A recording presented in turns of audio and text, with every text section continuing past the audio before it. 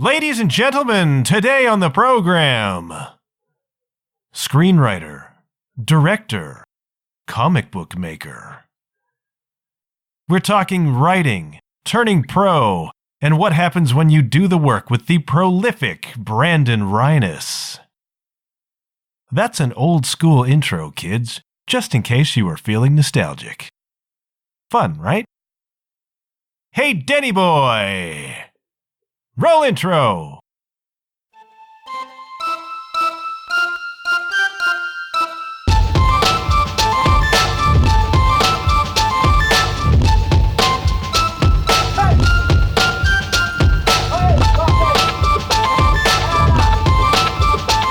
Hello! You're listening to the John Huff Podcast. Oh, yay! So I'm on a hot streak right now with people who are in either Hollywood or in the film business more generally, as you are. So it's kind of a neat streak that I've got going. Sweet. Yeah. So just tell my audience a little bit about who you are as a starting point. I'm basically, my name is Brandon Rhiness. I am a writer / director / filmmaker / comic book writer. I've been writing for a long time, basically since I was a little kid. It was always kind of just a side thing I did as a hobby until about 4 or 5 years ago, where I decided, I wonder if I really put some effort into this and try to do it as a career, if I could do it. So I just started basically writing like crazy. I started with comic books, and I'd write my comic book scripts, and then me and my business partner Adam would hire artists. We'd make these comic books, started selling them, and then we kind of had this little operation going. And then I remembered, I used to kind of be involved in filmmaking. I'd written some scripts, and I'd kind of worked on some really low budget short films just for fun. So I started writing screenplays again, and next thing you know, I was just writing them so fast, I got better and better. I started selling them. And, after a few years, all of a sudden it's like, wow, I got laid off from my job when the economy kind of took a turn. And I was like, you know what, I'm kind of making enough money from just selling scripts and doing that I think I could make a living at it. So I've been doing that for a few years now. It's not easy. I mean, I'm not Hollywood, making $1 million a script, but somehow I'm just finding a way. I'm getting hired to write stuff and selling things, getting things made. And, I started kind of directing my own projects too, and then that kind of picked up. And next thing you know, I'm working on my third full-length film, and I've made a whole bunch of short films and some web series and other stuff, and it's kind of keeps snowballing from there. And that's the point I'm at now. That's great, man. There's a lot that's interesting in your story, and there's a lot that I think is instructive in your story. Were you always a film guy? Were you like a movie buff when you were younger? I would say, well, somewhat. It wasn't until kind of like most decisions in my life, it always just comes down. It's not a gradual thing. It's usually like I'll decide on one moment. And I always watched movies. I always loved Star Wars when I was a little kid and that kind of thing. But it wasn't until grade 11 or 12 in high school. I remember I watched Reservoir Dogs, from Quentin Tarantino, and then Leon the Professional. I watched both of those in the same day. And it was at that moment something clicked, and I was like, instead of just being a writer, I want to make movies. And from then on, it was like, yeah, I'm going to start doing this. But it was kind of just a hobby thing. And then it wasn't until, much later, 2015 or 14 or something, where I was like, you know what, I'm going to really take this somewhere and do something. So I wouldn't call myself a movie buff, but I think I'm into movies more than the average person, I would say. What changes when you make the decision to try to do something as a living? Well, then all of a sudden you have the weight of the world on you. All of a sudden it becomes real. Before, it didn't matter if a script sold, because it's like, well, I got my day job. I got a paycheck coming in every 2 weeks, and all of a sudden it really kicks in, and all of a sudden you're responsible for your own life, which is, even if you're a doctor or something, you have regular work. It's, as soon as you're writing a movie, it's like there's a good chance that no one's ever going to buy one of your things again. I mean, that's always in the back of my mind. It's like, what if, tastes change and people don't like the kind of stuff I write? And so there's always that fear there, but you just need insane amount of hustle. and I have to just, learn to, I get offers all the time. I like horror is kind of my main thing, but, then I get an offer to write like a drama, a romantic comedy. And I'm not at the point in my career I could turn that down because I need that money to do something. So it's like, I'll learn how to do it. And the next thing you know, it's like, oh, I sold one in a drama, romantic comedy, and now people want to hire me for more. So it's like, I'm kind of getting known for different things. And it's a whole new world out there. And I know it's a lot of things, especially for people who are making good money. It's like, especially if you have a family, which I don't. So I'm kind of in a different position. But, if you have a family and all these responsibilities, it's damn hard to quit a well-paying job to take on something that may or may not have a future. It's a big risk. And it just came to the point in my life where it's like, well, it's like, this is something I want to do. It's like, do I want to just live with the rest of my life and regret that I could have done this? Or do I really want to take this shot? And it's like, you know what? I basically sucked it up, jumped in, and, I'm doing it. That's exciting. And it's also funny sometimes how life will almost force that opportunity on you. I mean, you lost your job, right?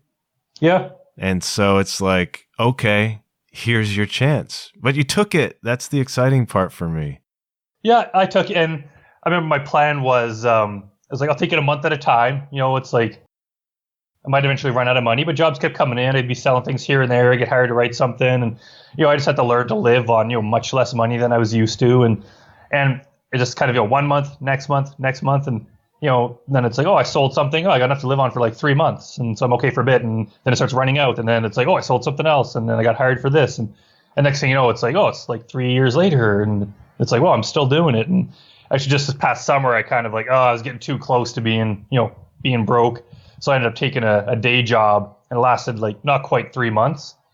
And I was like, I can't do it. Like, it was just, work all day long and, travel times and stuff, the commute times, and then finally get home and I'm supposed to, keep writing at the same pace I was before. I was like, I can't do it. That's like, it was kind of nice that all of a sudden the financial pressure was off, but it's like, yeah, I'm working some job I don't particularly want to be at. And all of a sudden, I'm not working as much as I used to. So I was like, oh, this is going to be hard, because before I was forced out, I got laid off. Now I'm actually quitting a job that needs me. And so I was like, but I just went in and I was like, sorry, I have to put in my 2 weeks notice. And that was scary too, because, people are like, what are you doing? You're, out of money and all of a sudden you're quitting your job. And it's like, yeah, but it's like, I didn't even really have any screenwriting prospects on the go at that time too. I was just like, I got to have faith in myself that I could do this. So I kept writing, and then all of a sudden things started coming on my plate, and now I got, some big opportunities that are coming. And it's like, okay, so it's, I'm keeping it going another month at a time. And I'm getting an insane amount of work done. I mean, if you look at my IMDb credits, it's like, wow, I've had a lot of projects made, and that's only kind of, a certain portion of them. I got a whole bunch of other scripts that I've sold that are, waiting to be made, and other things that have been optioned and I'm waiting for money to come in. And so I'm kind of juggling all these things. And, yeah, it's a little bit nerve-wracking at times, but it's also exhilarating. But you feel alive, right? Like I'm a touring musician and a freelance writer, so it's like I know exactly what you're talking about. It's like you kind of push yourself off from the shore and you're rowing your own boat, but it's scary to do that. And if you're a touring musician, it's like you come home from tour and it's like, okay, now what?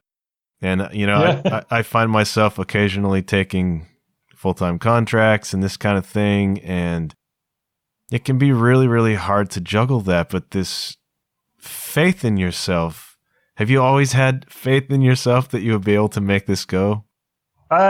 In a way, it's always been shaky. I mean, I have self-doubt like everyone else, It's like, I mean, any career in the arts too. It's like, you're constantly like, is this any good? Am I any good? Like, right. It's like, do I think I'm better than I am? And it's like, people tell me they like my stuff, but maybe they're just trying to be supportive. There's always that self-doubt in the back of my mind, but it always, I'll write something new and I'm like, I think this is pretty good. I'm at the point in my career, I can tell what's good. And this is pretty good. And the fact that I've repeatedly been paid to do stuff, people would not give me money for a script if I was no good.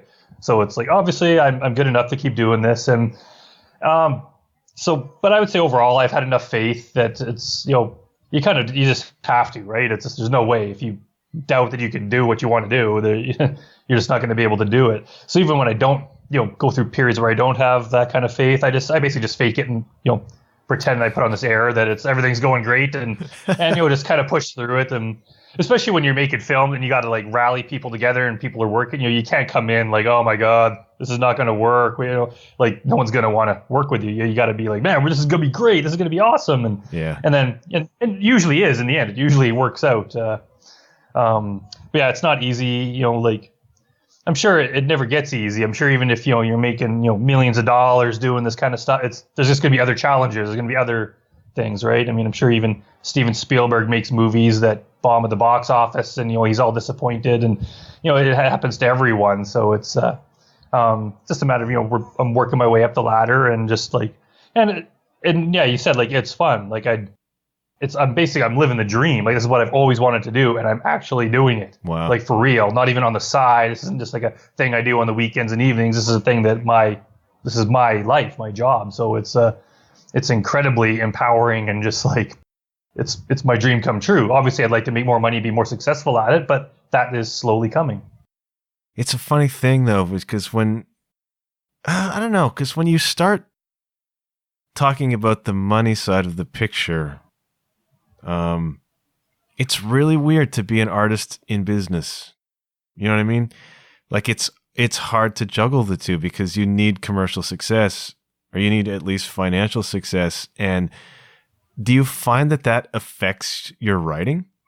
Does that affect how you approach things? It definitely does. I don't think it like, I wouldn't call it selling out. I know that's the big thing too, is like as an artist, if you get too commercial, everyone's like, oh, you're in it for the money. And it's like, of course I'm in it for the money. Like, yeah, you're a business. It's like, I'm sure you're in your job for the money too. Like, right. No one becomes a lawyer for the fun of it. It's like, no, I like doing it, but I want to make money at it. So yeah, I write a script or I make a movie. It's like I make a comic book. It's like, I want as many people to read it as possible, partly because I want to share it with the world, but also because I need money to, basically pay for my life and also to make more of these things. So, but it does, like, I write a lot, especially if it's something that I may like I'm hoping to produce myself. Like I always have to think budget in mind. Right. So if I'm writing a scene, I'm like, okay, like I can't have a car crash. That's too expensive, but I could do this. I know how to do this cheaply. So I kind of work things around. Right. A lot of it, I know that, like the odds are selling it to like as a lower budget production, like to low budget producer is going to be much easier than a big budget producer. Sure. So when I'm deciding on a new project to write, it's like, well, the $100 million fantasy probably isn't worth my time. It's probably not going to sell. But if I write two people in one house and it's a thriller, it's like, that could be done fairly cheaply. So I'll choose that one to write and then you'll end up selling or optioning that one. So yeah, the business side of it's always in my mind and even just like the promotion of it too. It's like, should I be writing today or should I be trying to promote the work that I already have and trying to sell it? And it's kind of two edges to a coin, right? It's like, well, if I'm promoting the stuff I already have, I'm not making any new stuff. But if I'm making any new stuff, well, I'm not making any money because I'm not selling the old stuff. And so it's always trying to balance out. It's like a little bit of pitching my stuff here, a little bit of trying to sell my comic books, a little bit of writing new stuff, and it'll kind of go. Sometimes if like, okay, I'm okay for money for a little bit, then it's like I'm just gonna spend the month writing just a whole ton of stuff, and then it's like, okay, I'm a bit of backlog. I have several scripts I haven't sold yet, so it's like I'm just gonna spend this next month just pitching the hell out of everything and trying to promote myself, and that'll lead to more work. So it's constantly juggling, and kind of each day is a new adventure, trying to figure out what I'm gonna do. I always try to figure out like some sort of schedule, kind of break it down into like, well, if I do like 3 hours of writing in the morning and then 3 hours of pitching, and it never quite works out because there's always something else kind of is like, well, man, I need to do this. It's like I got this thing that I was hired to write and it's due in 2 days. So basically my next 2 days is all of that. And then it's like once that's done, then I'll have a bit of a break and I can do some of the, I could, arrange a bunch of podcasts and interviews and that kind of thing to promote my stuff. And it's like, oh, so there's always, juggling deadlines and everything. And it's more just like, I just take it in a stride and kind of deal with things as they come and make sure everything gets done. And, I'm constantly always worried that it's like, pressing deadlines and I'm not doing enough and I'm doing this. But if you look at my, my body of work, it's like, I'm like, wow, I'm getting pretty much like I'm getting so much more done than most writers. So I really shouldn't feel guilty because I'm, a lot of writers, they're writing one script a year, and I'm writing, a couple a month, so it's like I'm putting out an insane amount of work and getting known for it. So I try not to let it bother me if, the schedule gets kind of chaotic. How are you so prolific? How do you produce scripts so quickly? It kind of like, as I started getting into it, like I used to be slow, kind of like most people, but when I really got into it a few years ago, just trying to come up with ideas for scripts and stuff wasn't an easy process. But once I started doing it, it's like the floodgates opened. And just like any idea I have, even to this day, no matter where I am, no matter what, like sometimes I'll just have an idea for a cool movie title, or even a cool line of dialogue, a cool sentence, or just a basic premise or something. I'll just I'll type it in my phone and save it for later. And I started compiling this list that is now in the thousands of just titles and just ideas for movies. So anytime a new one comes up, I just go consult my list and I'll scroll through and be like, oh, I remember that one. Oh, I remember that one. And it's like, oh, and I'll kind of pick 3 or 4 and start thinking about it. And then I'll just start kind of brainstorming. I'll really start thinking about this one, and I'll brainstorm, write down a bunch of ideas until it's enough to kind of hey, I got a movie in here somewhere. And then I'll start kind of, forming it into an actual story. And basically you just have to train yourself to do it. It's kind of like running or something. If you've never really ran before, you're not going to be able to get very far. And if you just do it every once in a while, you're not going to get any better. But if you force yourself to run every single day, eventually you're going to get good at it, and you're going to be able to run insane distances. So it's the same kind of thing. And I'll go through periods now where it used to be I would just sit down, and sometimes for months at a time, I would just write 10 pages a day of a screenplay. And, screenplay being, 90 to 120 pages or so. Basically, every couple weeks, you're getting a new script. So you can do 2, 3 a month. And once you just keep doing that process, then it's wow, you could just pump out an insane amount of material. And also, you're getting better way faster because you get better with every script you write.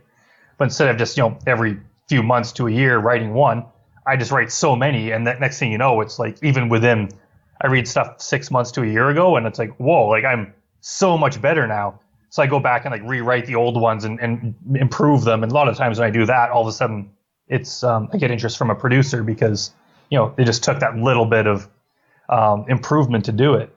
If you just force yourself to do it, and last few days I've been on a 20-page a day thing. I'm writing this new script, and I'm just 20 pages a day, and it takes a good chunk of the day. But I get it done, and it's I just kind of came up with this movie 3 days ago, and I'm over halfway done writing it, and it's actually pretty damn good.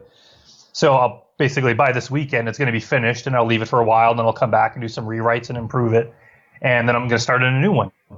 And and it just it just comes down to practice. If you force yourself to do it, it's kind of it's come back to the faith thing, right? It's just when I sit down and start writing, it's going to come out good. And I always have an outline or something I work with, but a lot of it I just make up as I go. And I just I guess I have a knack for dialogue, and I just basically I just work my magic, so to speak. And next thing you know, it's I'm getting attention because people are paying me for these things and hiring me to write them. So it's whatever I'm doing seems to be working, and it all comes down to just doing it a lot. Playing guitar or anything, right? If you play half hour once a month, you're not going to get good. If you start playing hours a day, you're going to get good. You can't help it. You're going to get better at doing something. And the more you do it, it kind of makes you want to do it more because you start seeing the fact that you're getting better. Right. And it just it's I'm not a Hollywood guy yet. I don't make huge amounts per script, so I could not make a living on one script a year. I need to sell a script a month, just to make ends meet, and just even just selling short films. I kind of started. I would write these 5 or 10 page scripts, and I would just start selling them to people I found on the internet, and I'd sell them for $50 and be $100, $150, and $200, and $300, and $500, and next thing you know, I was writing so many of these, and I was that it's covering my grocery money, and it's covering my rent, and and then I just kind of moved it up. Well, I should write some full length scripts, and and now I'm getting hired to write all sorts of TV shows and reality things and comic books, and so yeah, it's come a long way. This is all very interesting because you have the image. You have the image of the writer as this sort of tortured artist person, which is kind of what I've been in the past, and it's very romantic. and totally impractical. And for somebody who's actually trying to make a living, you need products. Yeah. you need stuff to sell, right? And I find it really compelling that even as an artist, there still has to be a practical foundation. If you're going to do this for a living, you need to produce the work, and you need to sell the work, and you need to understand the mechanisms of selling the work, right? Tell me about the first sale you made. The first sale. If you can remember. Yeah, actually, I remember the kind of the main one that kind of started it was I wrote a short horror called Granny. I think it was like 5 minutes long or something. And it was about this like little kid who has this really scary granny. And then you find out at the end that basically the granny died a few days before, and this is actually her ghost that's like tormenting the little kid. So I wrote it and I showed it to Adam Storschuk, who's kind of like the other half of my company, my creative company. And he read it and he's like, wow, he's like, that's good horror. So I joined a group in Edmonton here, it was like the Edmonton Screenwriters group. And we had a day where it's like, oh, we're going to review, 5 different people have a short script. And I was one of them, and I got really good feedback on it. And I was like, okay, so I'm going to put it on Inktip. Inktip is a website that kind of, it basically hooks up writers with producers. You put your script on there, and then producers could find it. And if they're interested in it, they'll let you know. So this young director named Gino Alfonso in Denver, he read it and he's like, oh, I really like this. Like, I want to make it. And I was like, sure. I can't remember if he paid for it or not, or if I gave it to him for free, but he ended up filming it. And that was the first time I had someone other than myself make something that I wrote. So I basically just publicized the hell out of the fact that I had this movie made. So anytime I put a new short script on Inktip or send it to anyone, I would say, my last script was produced in Denver. Right. And that just all of a sudden it's like, oh, other people are interested in this guy. And all of a sudden I just had way more responses. And then, within a few months, I had several other short films made. So then my pitch changed to, I've had 5 short films made in the last few months. And all of a sudden it's like, wow, this guy must be something. And I kept doing that until I can't really do that so much anymore because I've had so many made that I just leave a link to my IMDb and I just say, I've had quite a few projects made. But yeah, it was soon after that where all of a sudden I was like, okay, I have enough demand for it. So I was like, I should try charging for it. And so people would give me, like $50, $100 or whatever. And then I would just, on all these scripts, I pretty much wrote in like one day. So these were not like, big laborious things. And, I would just start selling here and there. And, I had some made in Canada, some in the US. I had one made in India. And then people kind of started coming to me and they're like, oh, like, I have this idea for a movie that I want to make. Can you write it for me? So I'd be like, all right, give me however much money and I'll do it. So I would do that. And a lot of them started coming back and they're like, we want to do another one. Can you write a new one for me? And then, people would hire me to rewrite their scripts. Sometimes people would try to write a script and then they'd realize like, I'm not very good at this. So they'd say like, can you just like the basic story's there. Can you just make it good? So I'd be like, all right. So I'd rewrite it and, get a co-writing credit or whatever. And, but yeah, that first thing when it's like someone paid me for this, and it's like it's a very good feeling because it's like any artistic thing is like a lot of people play guitar or sing just for fun on the side. They own an instrument, they play piano. Very few of them actually ever have someone pay them to do it, right? And even fewer still get paid regularly enough that it's actually like an ongoing income, let alone their primary income. Yeah. So yeah, that first sale, it was such a good feeling, and it's always a good feeling, right? It's just like, it's almost even I'm dealing with it now, right? It's like I have a producer interested in the script I wrote, and it's like I potentially can make some very good money at it, but it could also they end up passing on it, and I don't know which way it's going to go, and I'm waiting for a phone call today, which way it's going to go, and it's like, oh my god, it's like I could either have enough to live on for the next little while, or they pass on it. Happens all the time, right? Sometimes it goes one way, sometimes it goes the other, and it's just part of it. And it's like, okay, if they pass on it, it's like, I'll feel bad for part of the day, and then whatever, get back to it, and and then some other opportunity will come, and a lot of it'll happen fast. It'll be sometimes from the moment I like even meet the person to the moment like we sign a deal is like a day or two. I'll get an email and someone's like, yeah, I watched this short film of yours. It's really good. We're looking for someone to write a horror movie. You interested? And I'm like, yeah, okay, we'll talk some more. Hey, we'll give you this amount of money. Can you start this week? Sure. And it's like, oh, the money's in the bank and I'm off to work. So it's, you never really know where it's going to go. Like a lot of jobs, most jobs, you kind of just know day to day what you're doing. With this one, it's you take whatever you can, and I'll kind of scour the internet looking for leads, and then I'll see something, somewhere they're looking for someone to write a few episodes of some sort of show. I'll be like, okay, I'm going to apply for that job, and then I'll hear back and they hire me or they don't hire me, and I'll try something else. And it's always kind of just juggling, and you never know where the next job is going to come from. Have you been in a position where somebody hired you to write episodes of a TV show or a short or something else, and they have wanted you to change things, they've wanted you to revise, rewrite, do it differently? Have you encountered that kind of resistance before?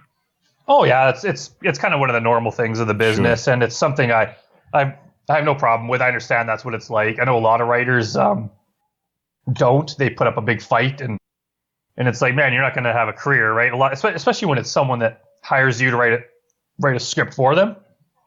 It's like, this is their idea. They're paying me. I work for them.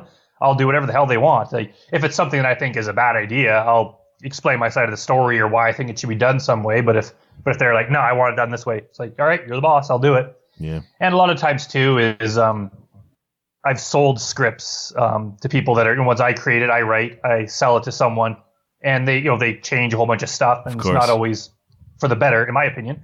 But that's always the first reaction is like, hey, this has changed, this is bad. And then it's like, okay, I'll think about this for a minute. Is it really bad, or am I just kind of mad that it's not my thing? And sometimes it's like, okay, it's actually not bad. It's like, it might even be equally as good. It's just a different take on it. But it's just part of the process. And everyone is good. Like if someone else is directing it, and there's another like director of photography, they're gonna have a different way of staging it, a different way of it having it look. Even as soon as you hire an actor, right, the actor is just going to portray it slightly different than you intended. There's no way they can do it exactly the same that was in your in your head. So yeah, like one of my first like full length, I think it was my first full length movie that I sold, was called John 3:16. It's about this guy at a mental institution that thinks he's Jesus, and I wrote it and I ended up selling it to the Hot Shots Films, and Jarvis Greiner directed it. It was shot here in Alberta. And yeah, they changed a lot of stuff. Like even I worked with Jarvis, we did a bunch of rewrites on it, changing things. And then, by the time it got made, it was, they changed a lot of stuff. The core story was there. A lot of the characters and stuff was still there. But it's like, that's just part of the process. You just have to live with it, right? And, if I put up a big fight against it, then it would just, I would be known as a jerk and no one would work with me. Right. So you got to get known as just like being willing to do that kind of thing and discuss stuff. And people like that. It's like, if you hire a guy to like, paint your house and he's just constantly arguing with you, not doing it the colors you want, it's like you're just not going to hire him, right? It's That's like right. My house, do what I freaking tell you. Yeah. And it's also too that like a lot of writers, especially if they only have one project, it's like, oh, this thing's my baby. I put so much work into this. I spent years writing this. Right. Whereas with me, by the time I sell something and by the time it's in production, it's like, well, I'm already like 5 scripts later. Right. So it's like I got other baby, so it's like I don't care so much about this one. Like I care about all of them, and I want to get the best thing made. Right. But I'm not so invested in one project that it's like my way or the highway. It's like things get changed, and and even while you're on set, things just like things that look good on paper all of a sudden doesn't work. It's not as funny as you thought, so you change it, or the actor comes up with something different, or the location changes. There's things you just got to deal with, and a lot of the times it ends up being better than I'd originally thought. Well, this is interesting. It's a cool thing when you see it come to life. I've had a couple of short plays produced, and it's a super cool thing when you see actors performing your words. It's pretty cool. Oh yeah, it'll never get old. Like no. Even now, just like watching stuff I did, it's just kind of so cool that this started as an idea in my head. One day I was just like, hey, I should do a movie about this. Yeah. And somehow over a certain amount of time, it is now a thing that is on the internet, or it's playing on a theater screen, and it's like this is something I made. It's like it's such a cool feeling. So cool. Like love it. The other thing is that one of my recent episodes was with a poet called Chris Banks, and he's a Canadian poet. He's produced a lot of books, and he said the same thing. It's like he makes every effort now to have his next book finished by the time his current book goes out, so that his headspace is already past the book that's coming out, you know? And so reviews come in, they're good and they're bad, and they feel good or they feel bad. But in his mind, he's already let go of that work. Yeah. Same thing as what you said. It's like by the time that thing goes to shooting, I'm 5 scripts down the line. So it's like you're less precious about it, right? It's a smart thing. Yeah. That's a very good way to put it. And it's like I'm doing this new thing. I'm trying not to read reviews, which is kind of hard. Like I used to just like read anything. But I just recently had one of my comic books, Chainsaw Reindeer, got picked up by a bigger publisher, and just within the last month, it's in comic stores worldwide, which is the first time it's happened for me, which is really cool. But of course, all of a sudden, once you have a comic book everywhere, you have all these people reviewing it, all these bloggers and comic book reviewers and comic book podcasts and stuff. And so I would kind of scan Twitter or whatever and see it pop up, and most of them were good. I read a couple. Some of them I could just tell by the headline that they were, bad. And so I was just like, I'm not even going to read it. It's just going to make me mad, and I really don't care that much. But I was just like, okay. And even the bad ones, I'd still share because they're talking about my thing, and, it's not going to hurt me at all. So, so it's like, you try to just get detached from it. And honestly, even the movies I've sold, like, I don't think I've ever really been on their sets. Like I get invited and it's like, like I'm kind of done with that. And for me to drive out to the set to watch for the day, it's like I got other things to do. It's like more work, or I could just relax. And it's kind of like you don't go to work on your day off type of thing. So it's kind of like I'm detached from it. Go make it, and it'll be good or it'll be bad or whatever. It's just if you let it affect you too much, it's going to like eat away at you, right? If it's just like if you write one thing and it gets made, and you just sit there judging people's reactions for it, and it's like no, you get on to the next thing, and and it makes it so much better. It just makes it easier to handle. So that's the best way to do it. I'm not sure how many other artists kind of do it that way, or how they worry about it, or if they just they have one precious thing they make and they see that through till the end and then start on the new one. But like that poet guy said, it's like just be on to the next thing by the time the first thing's getting made, and then there's always something new on the horizon, and it just helps take the the pressure off from dealing with any negativity associated with it. I think this is a professional thing. I think it's one of the things that separates a pro from an amateur is this ability to release the work and do new work. Yeah. Have you read any of Stephen Pressfield's books, The War of Art, that kind of stuff? I don't think so. So Stephen Pressfield, this is for the audience listening. Stephen Pressfield is a writer, screenwriter, novelist, and he wrote what you would call a motivational book called The War of Art. And it was all about producing the work and dealing with what he called resistance. I don't know if you deal with resistance because you are so prolific that it sounds like you have a good handle on your creative abilities. People like me deal with resistance all the time, to the point where I became so blocked as a writer that I started playing music instead. So his books are about, he writes a lot. The second book, I think, in the series is called Turning Pro. Maybe it's Do the Work, one of them. There's 3 of them. Anyways, his thing is a pro does the work. An amateur thinks about doing the work. An amateur talks about doing the work. Maybe gets precious about the work. A pro sits down every day and grinds out the work. And it is not glamorous, right? It's labor, labor with purpose. And it sounds like you've tapped into that. Oh, exactly. Yeah, I've never read that book. I've never really heard that, but that puts into words exactly how I think. And especially now that I'm kind of somewhat recognized, like I get every single day people messaging me, and it's like, hey, I got this idea for a movie. Like, how do I get started? They're looking for advice, and like I really want to help people. And I used to just all the time I'd message them back, and I'd tell them everything. This is exactly what I do. Right. And sometimes they take me out for coffee or whatever, and I could tell as soon as I start talking, it's like over their head.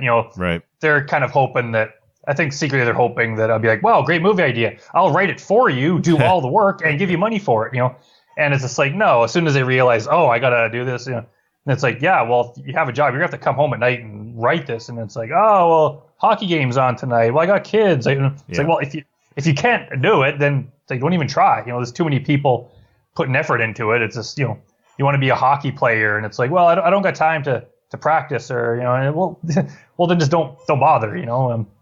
So it's kind of like, you just need to, you need to grind it out. And a lot of people too, they think like, I have a great idea for a movie, and they think like, my movie's going to be great. It's going to be better than a lot of the bad movies out there, so it's going to make money. And they don't understand. How much heartache and all the stuff is in between. Yeah. Like, as soon as you sit down at the computer screen, all of a sudden your movie idea is no longer a movie idea.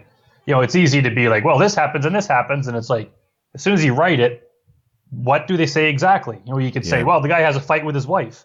Okay, what do they say? Right. As soon as they start typing, they realize, man, this is really crappy dialogue. Yeah. It's like, no one's ever going to read this thing, let alone give them money for it.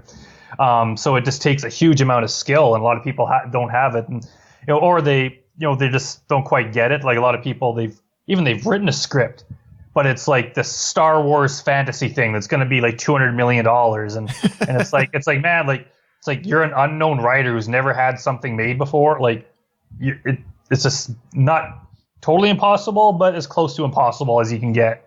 This is going to get made. It's like, not to discourage people, but it's like, if you really want to make a living at this, you have to write something that has a chance of getting made. Yeah. If someone's putting $200 million into a movie, they're going to go with, a cast and writers and director that have a track record of making money. There's a lot at stake. And a lot of them too are like, I have people that are still, people I know, and they're still talking about some script they've been working off and on for several years now. Right.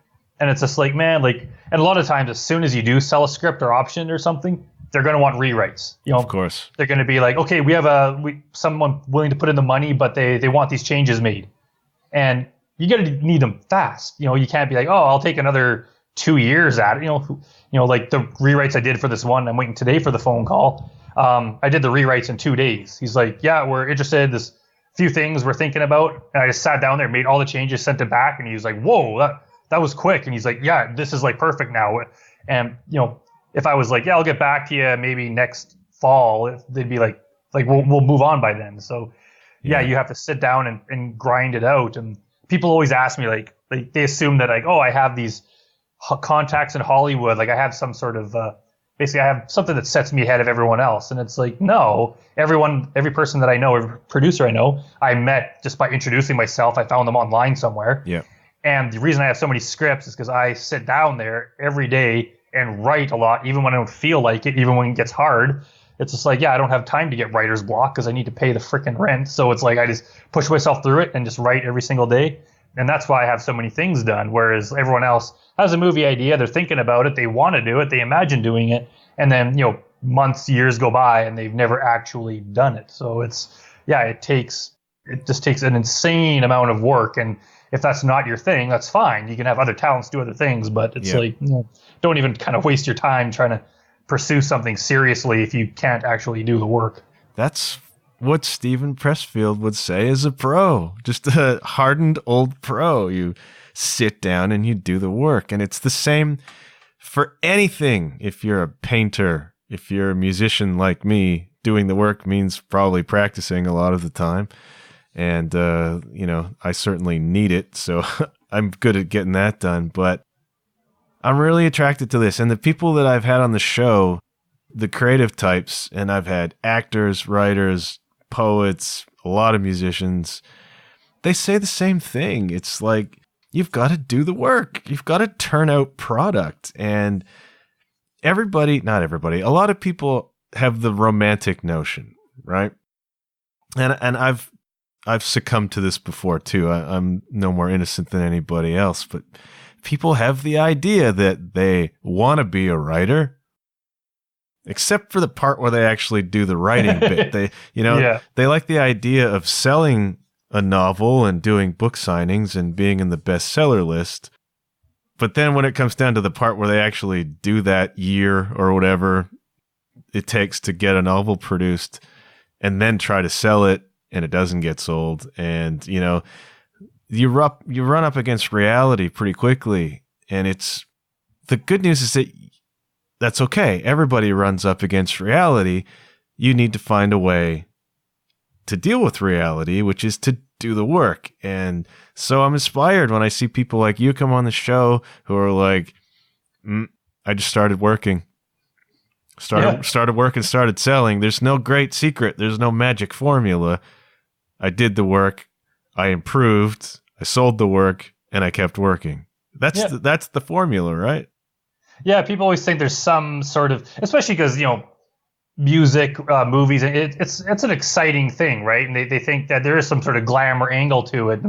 And you hear the one person that, they sold their first script for a huge amount of money and it made millions of dollars. And so, yeah, but for every one of those, there's like several 100,000, normal stories, what the rest of us go through. And the odds of you being that one, it's like, yeah, people do win the lottery, but most people don't win the lottery. Yeah. So if you kind of look at, hey, this guy won the lottery, that's a good path for me to take. It's like, no, like, you're better off getting a job. And, it's just like, that's not even worth really trying for.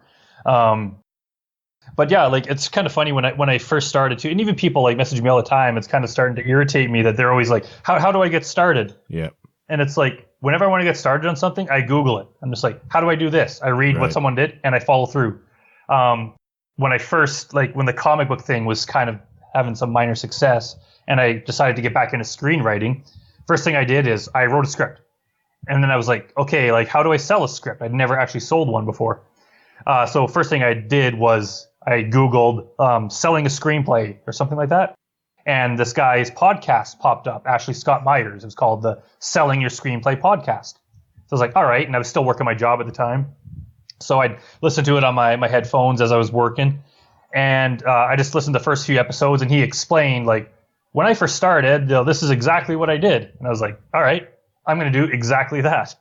And I did. I just did those exactly same things he suggested and it worked. Right. And, a few years went by and I even emailed him and I kind of kept in, a little bit of contact with him.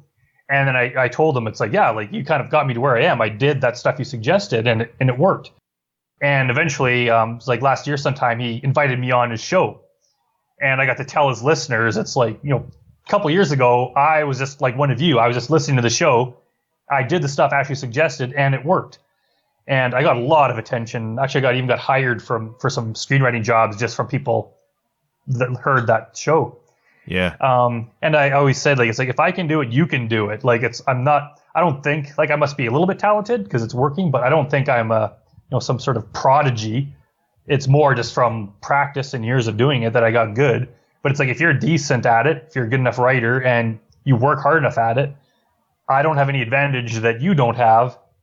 And you can actually get things made. Like, it is possible if you do exactly what I do. But right. I've even kind of stopped meeting with people because I would meet with them and I kind of love that. I would love to just tell someone, this is what I do. And then they kind of follow my footsteps and they do it. And then all of a sudden now it's like, hey, we can change notes now. Now it's like, hey, we're both writers doing this and we can give each other tips and everything. But I don't think anyone that I've ever encouraged has ever done it. Why not? What holds them back? It's freaking hard, right? and it's also there's like that delayed kind of gratification's the right word, but if it's your day job, you have to go to work in the morning. You get up, you'll get fired if you don't go to work. So you got to get up, go to work. Yep. And every second Friday or whatever it is, you get a paycheck. So it's kind of built in. It's like the reward is right there. It's kind of easy to do. With a script, it's like you're working at your own pace. It may or may not happen. And all of a sudden it's just like, if it was like, once you finish the script, they will give you this amount of money. Right. Then it might be encouraging, but it's like, you have to work at your own pace and you're always, there's distractions. You can either work or watch TV or go to the bar or do something, So it's hard to force yourself to do it. And even when you do it, there's a whole other work of pitching it and it still may not happen. So it's kind of a big if. And it's kind of like, it's easier just to keep thinking about it. And it's like, well, I could start tomorrow. I could start, well, I may as well, it's December. I may as well start January 1st. That's when I'll start working on my novel. And it's like, well, I may as well wait till, got to wait till the kids are at least out of school or, just finish, some sort of excuse. And there's always going to be an excuse. And so, yeah, even now it's just like I hate to be negative to people, but it's just like, if you're not going to do it, it's like, if you're going to do it, you would do it yourself. I mean, there's, kids that dream of playing basketball. Even if they can't afford a basketball, somehow they'll get one. They'll go out there and just practice and they'll get good. It's like, if you want to be like a hip hop star, they're probably just rapping in their own room, practicing doing this, right? It's like you don't need someone's permission. You don't need, you don't really need someone to tell you how to do it. It's like if you have enough encouragement for it, if you want to play guitar, you're going to find a guitar somewhere and just start playing. Even if you can't afford lessons, you're just going to figure it out yourself, and you'll get a band together. Even if it sucks at first, you'll figure it out somehow. And that's the kind of thing it took. And I figured everything myself. Like I figured it out myself, or looked it up on the internet, and just like, this is how you do it. This is what I'm doing. And I start doing it and then alter my plan accordingly. But if it's like, I think they're looking for someone else to do it for them, right? And yeah, everyone who's ever watched a movie can come up with an idea for a movie. So it's like, I got a good idea for a movie, and it's like, well, that really means nothing. Like, I'm not going to pay you for that. It's you got to write something concrete, and you got to do it a lot. So this might be discouraging to people, but I think it also might be like encouraging to some people. There's other people out there that are working hard. And if you could work hard at one area, you could probably work hard at another. Like there's some people that just generally have ambition and they just work hard at whatever they do. Even if it's in a different industry. So it's like if you apply that to this new area of your life, you could probably be quite successful at it.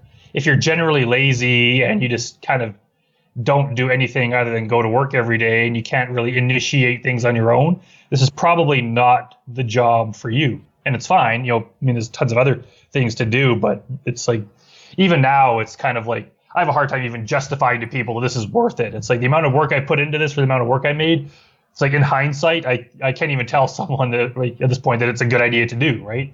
It's like, this is for a certain kind of person that, like me, that does not want to do anything else. Like, I honestly, I'd rather be like broke, struggling, doing this for the rest of my life than being like a successful doctor. Like, I just could not live like that. Yeah. If you can, it's like, I've even heard other screenwriters, like really successful ones, say like, if you could do something else, do something else. I've heard that about music too.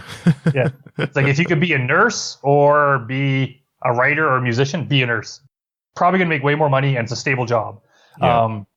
But if you are like me, where it's like, I would rather just, be broke and do this, I hope I don't. I hope I, eventually have massive success. But it's like, this is, for me, this is kind of what I chose, and I would just, there's nothing else I would want to do with my life. It's interesting because some people, I've been guilty of this too. It's much easier to have the dream than to do the work. And so you can have this dream and you can preserve it by not doing anything. But you can't, exactly. But you can't realize it by not doing anything. And I think a lot of people get caught up in that. I have this dream to be X, but if I try it and fail, what have I got left? So I'm going to come up with a lot of reasons why I can't do it right now. And I keep pushing it off, but I still have it. So that's cool. And that's the reward for them. They have the dream. They're not doing it. The reward has to be the work, I think. You know what I mean? Like, doing the work itself has to be what makes it worthwhile, whether it's ever successful or not, as a starting point. What do you think about that? I think that's exactly true. That's the other thing. Yeah, like you said, if it's always a dream, it's always a possibility. Like, Right. my dream to be a famous rock star, even if I never pick up a guitar, it's always, I could be, maybe. It's Right. like, if I did, I could be. I'm going to start in January. Yeah. But as soon as you write that script and it doesn't sell, all of a sudden the dream's crushed. Right. As soon as you record a song and no one listens to it, all of a sudden it's like, shit, my dream's gone. I can't do it. Yeah. So it's kind of, it's always like that carrot dangling in front of you. It's like, if it's always there, I could chase it and I'll never actually bite it, because then all of a sudden, the reality hits me. So yeah, you have to enjoy what you're doing. There's a lot of people too that play guitar, never get paid for it, don't want to. It's just, if they have a day job, but it's like, yeah, I like playing guitar. Once in a while, I'll pick it up, play for a couple hours just for fun. And it's somewhat fulfilling. People golf for fun. There's people that make a living golfing. Right. And people make millions golfing, but most people just do it because, hey, it's kind of fun. Yeah. I'll even pay money to go golf once in a while. And that's fine too. People get together and, go play catch with a football, or, go shoot some hoops, basketball. And they're not professional athletes, It's just something fun they do on the side, and because they like doing it. So if that's what you want to do, it's fine. You can write a book, then no one reads it outside of a couple of your family and friends. That's fine too. It's still an accomplishment. You wrote something. Yeah. But if you want to take it to the level, if you want it to be serious about it, it's like you have to deal with that heartache, and it's usually going to be, you write a script, and absolutely, usually no one reads it, first of all.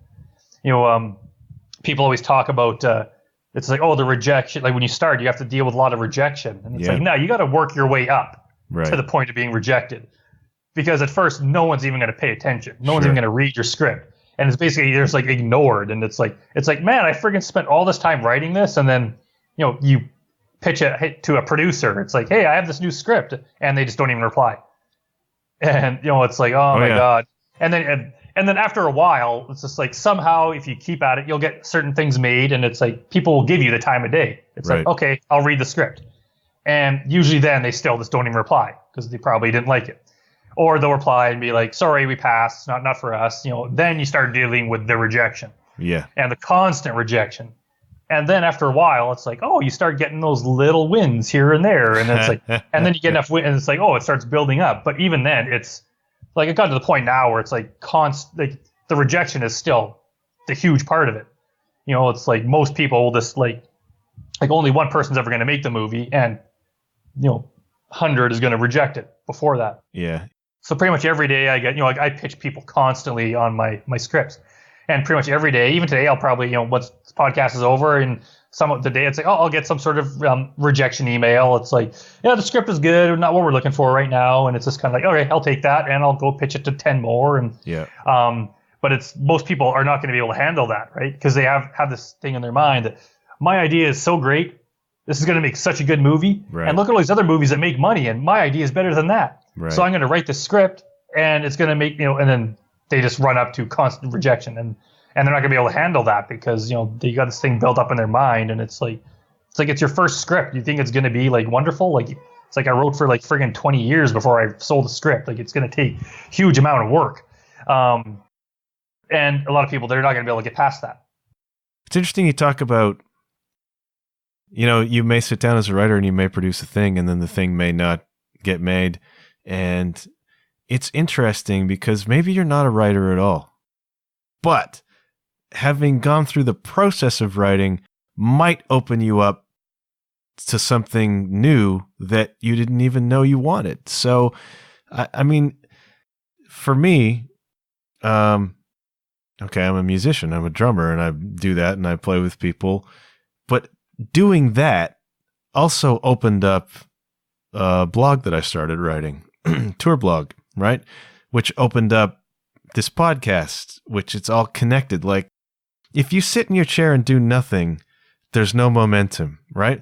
But if you sit in your chair and write the thing or produce a video or whatever, it might be what you thought you wanted, doesn't turn out to be the thing that actually works for you, but it opens the door maybe to a thing that works for you. And I just did an episode with Rakefet Abrajel, who is an actor in LA, and she wasn't getting the parts that she wanted, so she started writing and producing films that she could star in, right, to play the roles that she wanted to play, which is a brilliant thing. But what happened is she realized she's a writer. She realized she's a director. None of which she would have realized had she not made the effort. So which is why I always tell people that, A, they need to produce content, right? Even if the content doesn't make you rich and famous, the content connects you to people. It puts your name out there. Like Nikki Bon is another episode where she started doing these funny shorts, and they're online, and they opened up a world to her. But if you don't produce anything, you miss all of those opportunities. Yes, exactly. Yeah, that is so well put. I 100% agree. And it's almost like doing anything is good. It's like people wait. It's like I gotta wait till I only want to be in a huge budget movie. Right. If you're always waiting for something, it's like other people are gonna pass you by because they're doing something.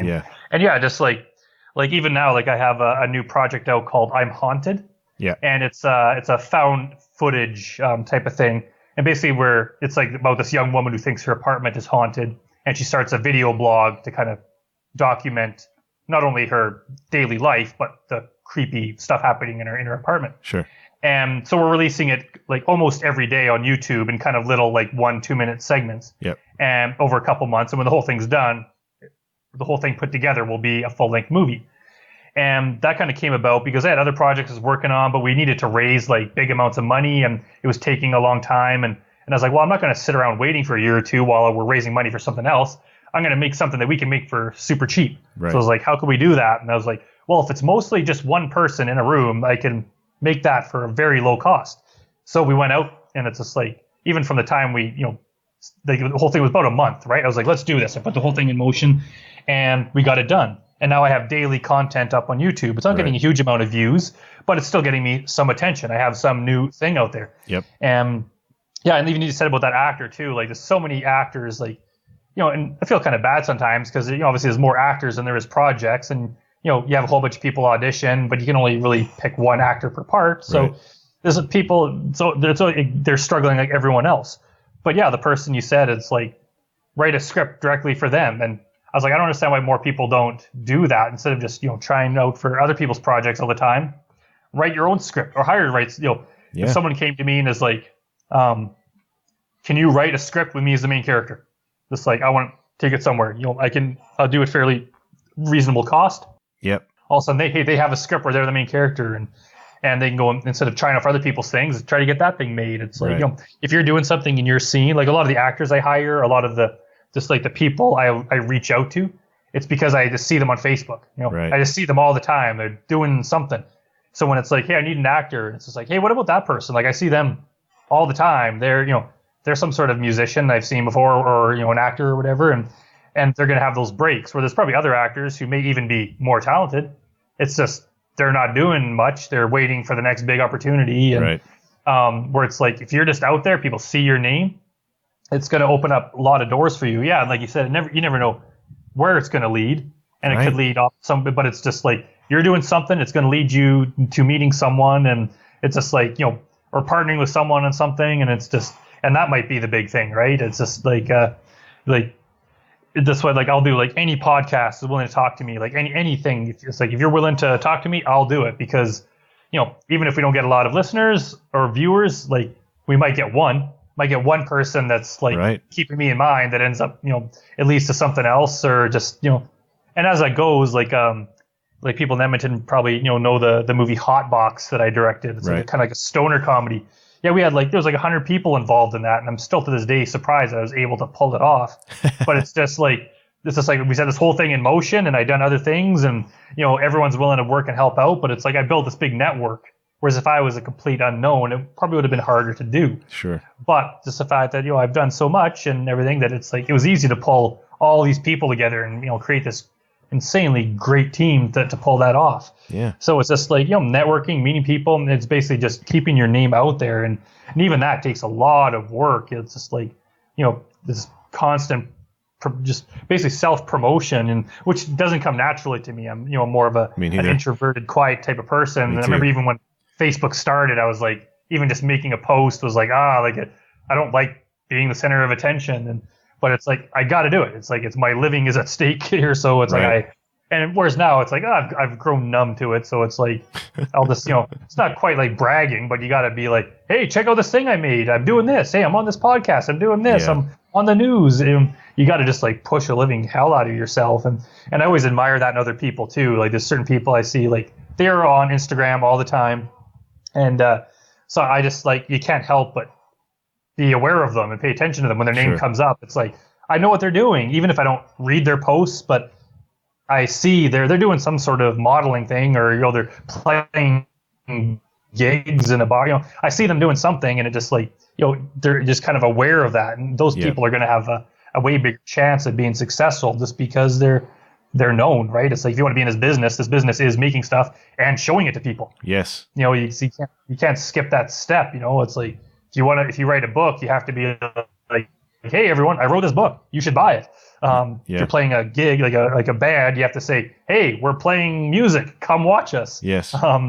It takes a lot of that. And a lot of people skip that, or they don't put enough effort on it. And it's like, especially now, like with social media, it's not only, it's not hanging flyers on, on walls and stuff. And you could be living in London, Ontario, or Edmonton, Alberta, and have people in other countries listen to your music because they watched a cell phone video on Facebook. Yeah. Right. And then just like, here's a link to our album, or here's a link to our song, or our Facebook page, or YouTube page. And next thing you know, it's like, you can have fans all over the world. And that was never really a possibility 20 years ago. Absolutely.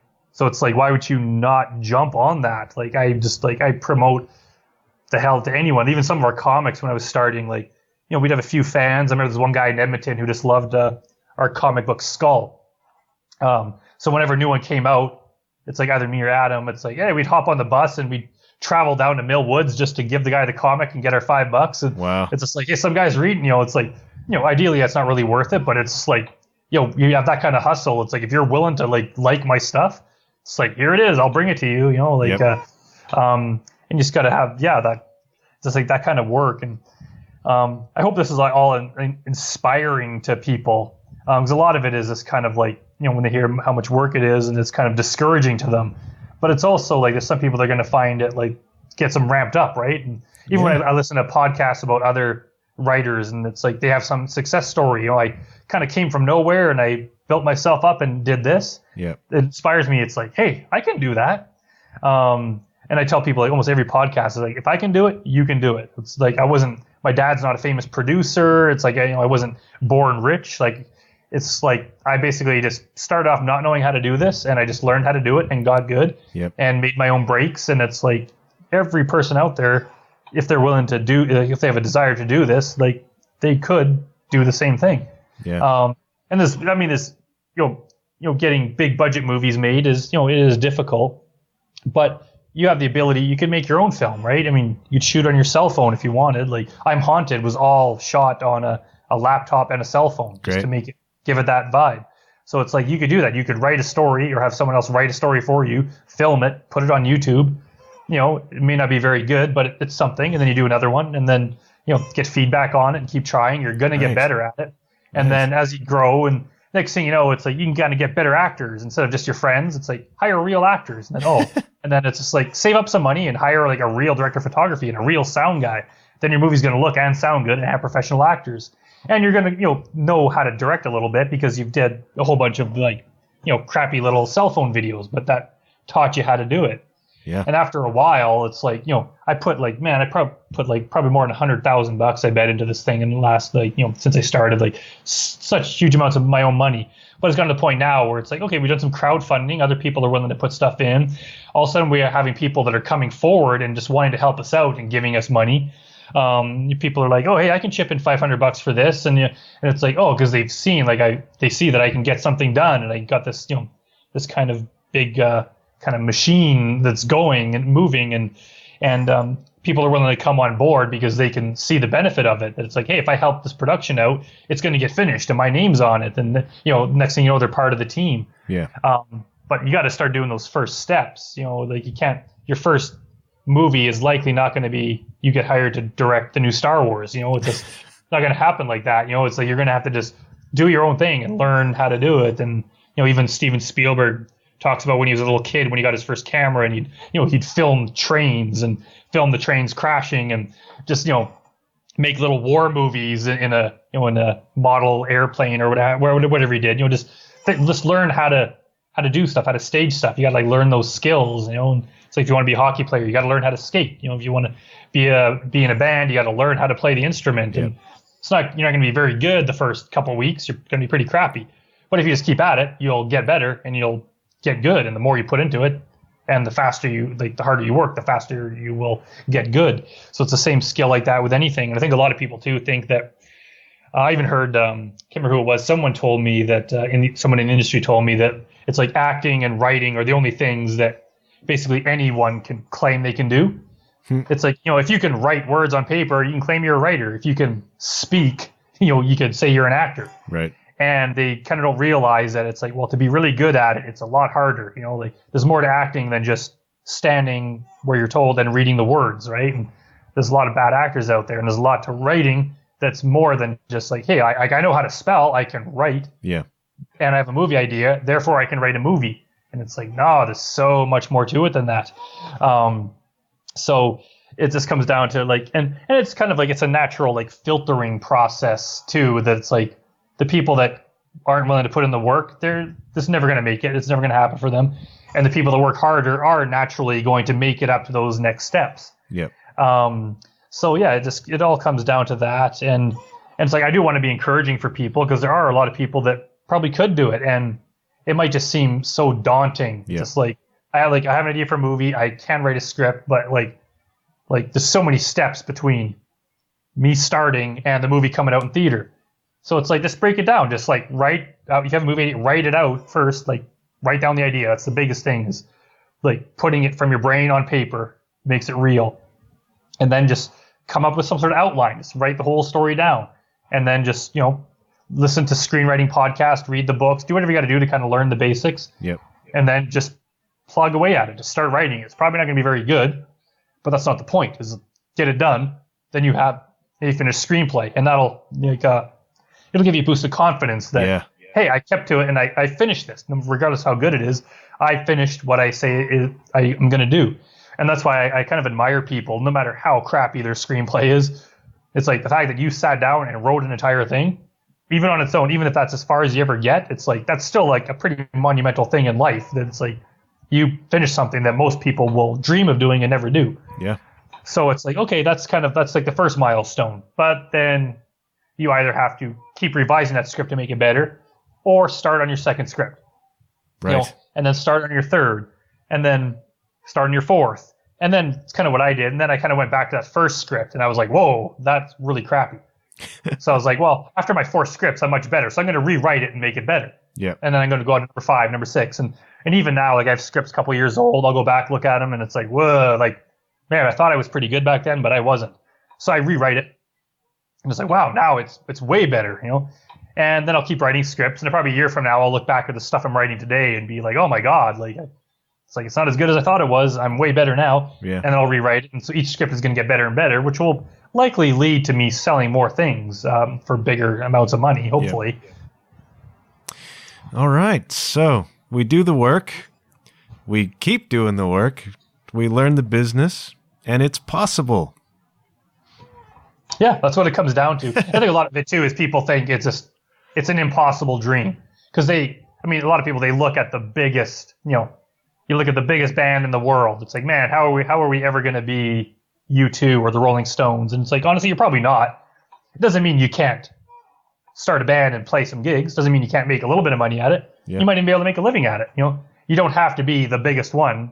Like, you might even never have a movie in movie theaters, and you could still make a living at it. There's all sorts of things being made all the time, like all sorts of indie movies, but you have a good shot at actually making it happen. But I think, if you just look at from where I am to the absolute biggest I could be, it is kind of too daunting.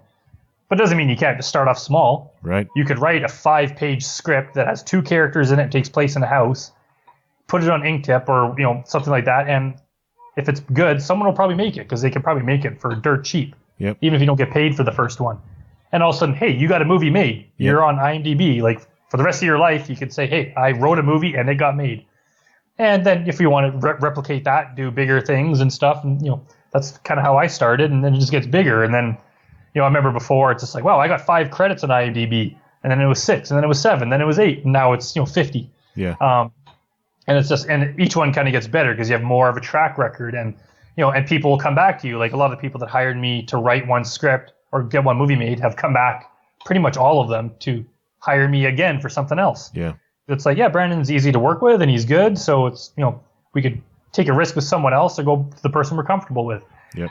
So kind of once you get in there, it's so much easier to come back, and you build up a good reputation, and be easy to work with, and just do the work, meet the deadlines, and next thing you know, it's like you can kind of carve out your own little world where people like your stuff, and no matter like what kind of stuff you write, someone in the world is going to like your voice. Like, I've read some scripts where, everyone does that. They've read something or watched something that's popular, and I don't like that. Well, someone else likes it. Yeah. A lot of other people like it, and even like so many of my movies, like my first main short film was called I'm in Love with a Dead Girl, and like I have someone that wrote to me and they said that's their favorite film of all time. Wow. I was like, what? Like, really? It's like more than The Godfather? It's like what? It's like it's my movie. I don't even think it's the best movie ever made, but it just really spoke to someone. They're like, oh, I watch it like on YouTube every day. That's great. Chainsaw Reindeer, some people like, that's like my favorite comic ever made. And someone else said, that's my favorite comic that came out all this year. It's like, really? Like more than Spider-Man? And yeah, it's just, anything you write is, if it comes kind of from the heart, it's going to speak to someone out there. Some things I do, it's like, yeah, people have no interest in that. I made Hot Box. It's a stoner comedy. Some people are just not even going to be slightly interested. But there's a big group of people that are going to watch that movie just based on the title and the movie poster. And it worked. There's so many people of all different ages and, backgrounds that are like, that was hilarious, So it's like, if you put the work into something, like, some people are going to like it. And it's hard. You got to build up that number of people where that can make a living at it, right? But it's, if you just start and it's like, honestly, like, it sounds cheesy, but it's like, I care about every single fan, like every one person that likes my stuff. It means like so much to me. It's like, oh my God, there's like one person out there that likes it, and that makes it worth it. Yeah. I get one view on YouTube and that person thinks it's the, greatest movie ever made. It's like, well, that is absolutely worth it, right? Obviously I want more and more people to do that, but that's what I do it for. And it's like, no matter what you write, a lot of people are going to hate it. There's no way to make everyone like your thing. But some people are going to like it. And even just that, it's like enough to say, I want to do this again, no matter how much, how hard the work is and all the heartache and all that and all the rejection. It's like when something comes out and I watch Hot Box in a theater with like 300 people and they're all laughing, it's just like, damn, that was worth all the effort, and that's kind of what makes you want to do it again and again. Awesome. All right, man. That was a long conversation, and it's really super instructive, though. I appreciate you coming on my show and telling us that stuff. Yeah, I appreciate you having me on. This was great. My pleasure. So, good luck with everything. I think probably at some point in time, you're going to do even bigger things, and we will be watching from over here. I certainly hope so. Yeah, awesome, man. All right, I'm going to let you go. Thanks again for doing this. Really appreciate it. You betcha. Cheers. Talk to you again. Bye. Bye.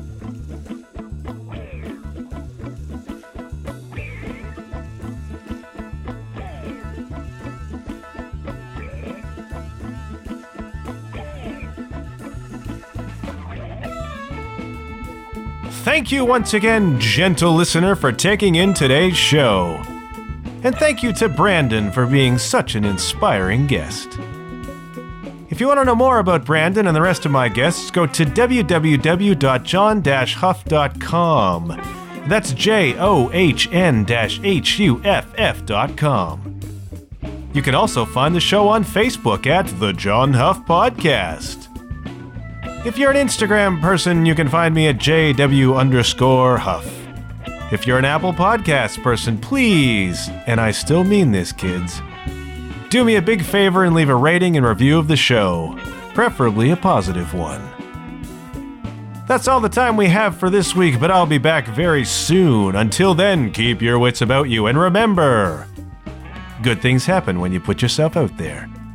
Bye for now.